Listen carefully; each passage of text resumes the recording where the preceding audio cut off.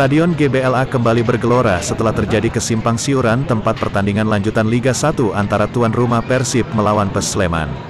Inilah suasana pintu masuk Bobotoh untuk masuk ke dalam ring 1 GBLA. Persib, dalam kondisi siap tempur untuk kembali ke posisi puncak klasemen kompetisi Liga 1. Pelatih Luis Milla telah benar-benar menyulap permainan Persib ke permainan yang enak ditonton. Dengan pola unggulan 3-4-3 menjadikan penguasaan bola di lapangan tengah menjadi didominasi oleh Persib. Kekuatan lini tengah yang dikomandoi Deddy Kusnandar bersama Mark Klok membuat keseimbangan lini belakang dan lini depan Persib terjaga. Bobotoh, kokohnya pertahanan Persib dengan kiper Teja Paku Alam dan trio Nick Kuiper, Ahmad Juprianto dan Rahmat Irianto ditunjang oleh dua bek sayap Hen-Hen Herdiana dan Daisuke Sato menambah sulitnya Persib untuk dikalahkan di putaran kedua ini. Fakta menariknya, perjumpaan antara Persib Bandung dengan PSS Sleman di putaran kedua Liga 1 2022/2023 ini diiringi dengan pertukaran antar pemain dari kedua tim selain Kim Kurniawan. Mengutip dari laman Transfermarkt, baik Persib Bandung dan PSS Sleman nyatanya pernah menggunakan jasa 6 pemain yang sama dalam gelaran Liga 1. Paling disorot adalah PSS Sleman pernah menggunakan ujung tombak dari Brasil yang gagal bersinar di Persib Bandung pada 2019/2020, yaitu Wander Luiz. Mantan striker Persib Bandung diboyong PSS Sleman pada bursa transfer 2021/2022 silam dengan status bebas transfer. Tetapi kiprah Wander Luiz juga tidak terlalu memukau hingga akhirnya didepak dan kembali mengalami nasib serupa ketika di Persiba Bandung. Luis Milla terkenal dengan permainan kaki ke kaki ala Spanyol yang dikombinasikan dengan kecepatan sayap. Jika merujuk pada bagaimana ia bermain kala menangani timnas Indonesia, bola-bola pendek akan dialirkan dari lini ke lini, bukan melakukan operan langsung ke lini depan atau diarahkan ke area sayap. Melihat gaya bermain Milla tersebut, kemungkinan possession ball akan menjadi karakter permainan Persib di tangan Milla. 4-2-3-1 merupakan formasi yang kerap digunakan saat menukangi timnas Indonesia. Terdapat 3 peran gelandang yang berbeda dalam formasi seperti ini. Gelandang bertahan bergerak statis menjaga kedalaman pertahanan dan menjadi penghubung antar lini pertahanan, tengah, hingga serang. Kemudian gelandang sentral bergerak lebih dinamis, memiliki kemampuan holding ball dan operan yang akurat. Dan di gelandang serang, biasanya memiliki kemampuan final pass, ataupun operan dengan visi menuju 3 penyerangnya.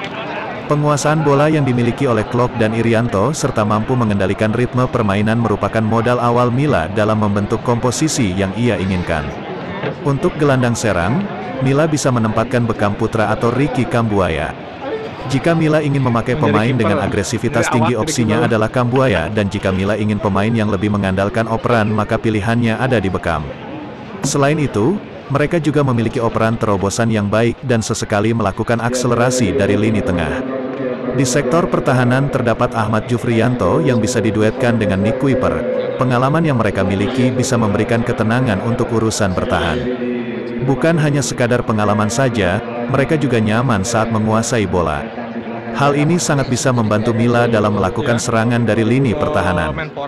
Di sisi fullback terdapat Daisuke Sato dan Hen-Hen Herdiana. Mereka bisa menyelaraskan struktur pertahanan serta sesekali membantu serangan dengan overlap. Bahkan di pos sebelah kiri, jika Milla ingin mencoba dengan mengandalkan operan silang, maka opsi tertuju kepada Bule. Sang pemain lebih dominan menyerang dan melakukan operan silang. Beranjak ke lini depan, angin segar akan berhembus kepada Febri Haryadi.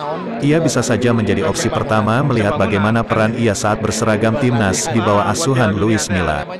Dan sisi sebaliknya kemungkinan Ciro Alvislah yang dipasang. Ia bisa memberikan tekanan melalui cut inside yang sudah menjadi ciri khasnya. Dengan formulasi seperti ini, Milla bisa menerapkan permainan bola pendek yang diselingi bola-bola cepat dari sisi sayap atau sesekali memberikan operan terobosan ke sayap, bahkan memberikan operan silang ke kotak penalti lawan.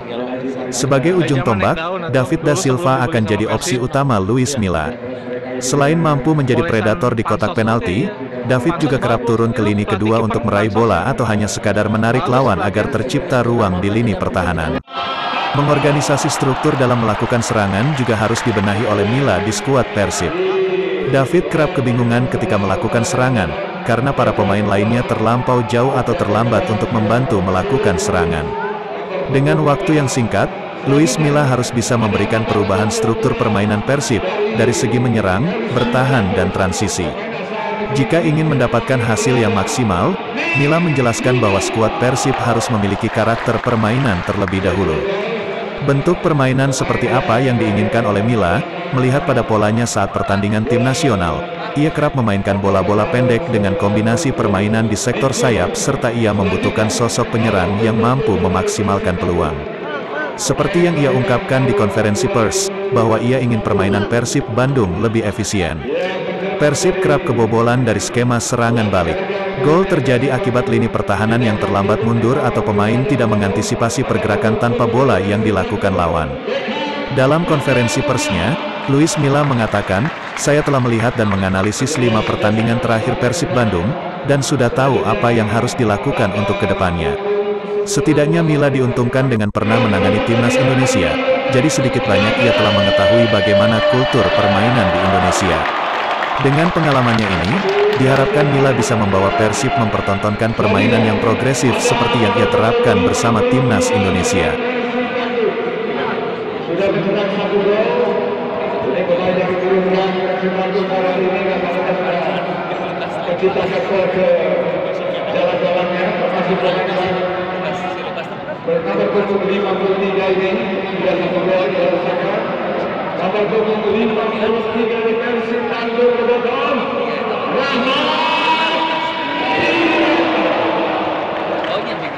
Rahmat Widianto. Berikutnya ada pendukung sudah mencetak 1 gol lagi. Elegansinya, semangat juangnya untuk Persib Bandung sudah tidak kita lakukan lagi. Dia menjadi idola baru kita semuanya.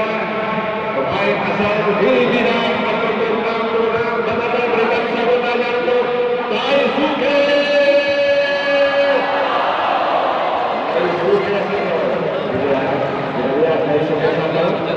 Dan satu lagi tentu saja pemain yang selalu jadi idolanya, Pak.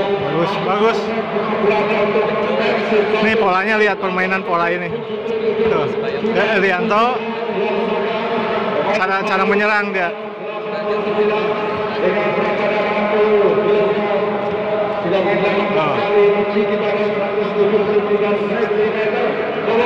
Template penyerangan. Dari Kuipers, hand ke belakang dulu.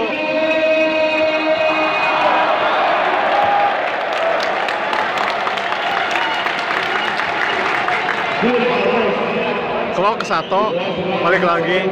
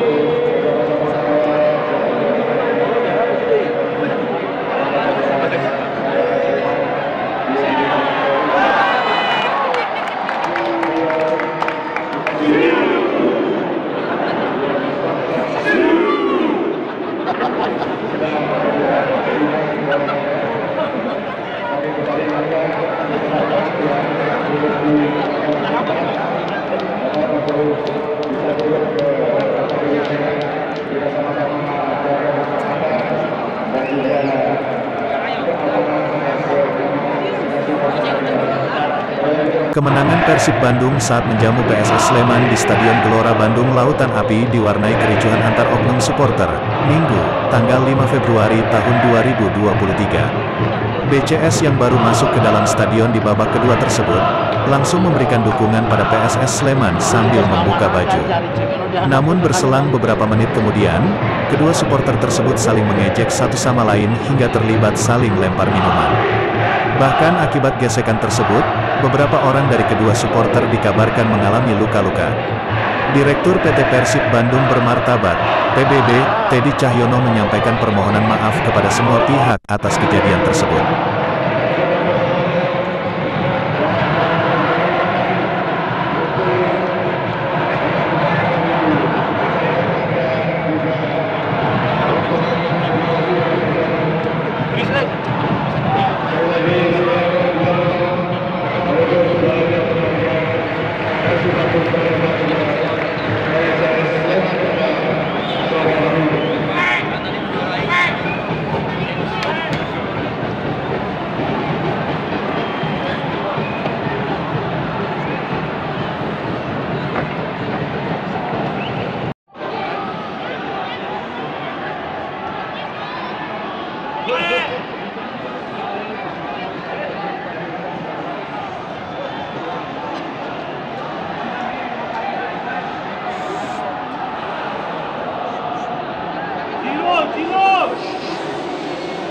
Ya, dan terima kasih kepada petugas